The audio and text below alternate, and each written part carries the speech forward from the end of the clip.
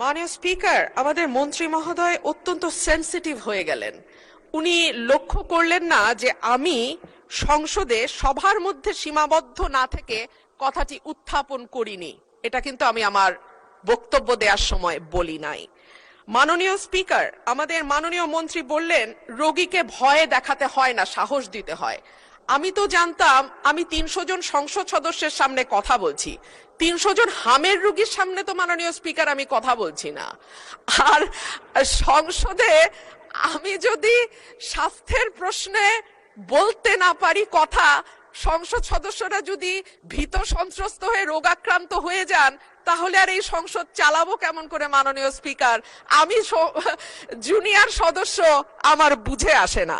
যাই হোক, স্বাস্থ্য অধিদপ্তর জানিয়েছে সর্বশেষ ২০ দিন ১৫ই মার্চ থেকে ৪ঠা এপ্রিল ৯৮ জন শিশু সন্দেহজনক হামে মারা গেছে, আর নিশ্চিত মৃত্যু হয়েছে ১৬ জন। সর্বশেষ ২৪ ঘন্টায় সন্দেহজনক হামে মারা গেছে ৪ জন, নিশ্চিত হামে ২ জনের মৃত্যু হয়েছে। তবে গত ২ সপ্তাহে প্রথম আলো দেশের বিভিন্ন হাসপাতাল কর্তৃপক্ষের সঙ্গে যোগাযোগ করে হামে মৃত্যুর সংখ্যা ৬১ বলে জানিয়েছে। দেশে হামে মৃত্যু হার ছিল ১০ লাখে ১%, আর এখন তা বেড়ে হয়েছে ১৬.৮%। আরো পরিসংখ্যান দিতে পারি মাননীয় স্পিকার, কিন্তু আমি পরিসংখ্যান দেব না। আমি একটা কথা বলি, এই সংসদে যারা বসেছেন আপনারা কোনো না কোনো সন্তানের পিতা, এবং বলা হয় সন্তানের পিতার কাঁধে সন্তানের লাশের চেয়ে আর ভারী কিছু হইতে পারে না।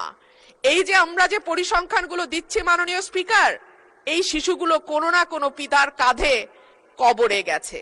সুতরাং এটাকে কেবল পরিসংখ্যান হিসেবে না দেখে একটা মায়ের কান্না, একটা পিতার আর্তনাদ, একটা পরিবারের ধস, এবং চিরজীবনের জন্য একটা পরিবারে যে শোক নেমে আসে, সেটার দিকে আমরা একটু তাকাই। মাননীয় স্পিকার, আমি মাননীয় মন্ত্রীর কাছে প্রশ্ন রাখছি।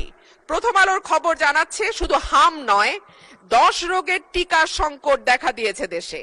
ইপিআই এর কেন্দ্রীয় গুদামে BCG, penta, BOPD, PCD, MR, TV এই 6 টিকার মজুদ শূন্য। আইপিডি ও টিসিভি টিকার যে মজুদ আছে সেটা দিয়ে চলবে আগামী জুন পর্যন্ত। এরপরে কি হবে সেটা যদি মাননীয় মন্ত্রী আমাদের জানান তাহলে সুবিধা হয়। ধন্যবাদ মাননীয় স্পিকার।